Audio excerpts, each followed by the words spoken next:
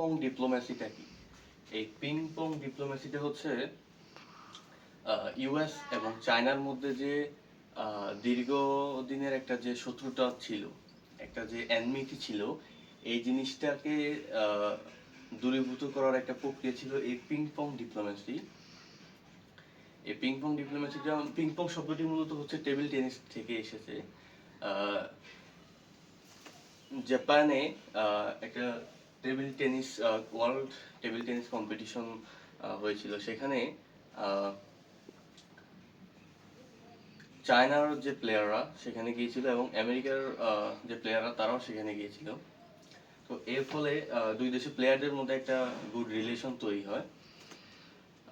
এই ক্ষেত্রে একটা কথা আছে যে একদিন হচ্ছে টিম বাসে করে আহ, আমেরিকান প্লেয়াররা যাচ্ছিল, চায়নার প্লেয়াররা যাচ্ছিল। তো তাদের মধ্যে একজন প্লেয়ার হচ্ছে বাস মিস করছিল। তো পরবর্তীতে আমেরিকান প্লেয়াররা হচ্ছে তাদের বাসে ওই প্লেয়ারকে ইনভাইট করেছিল।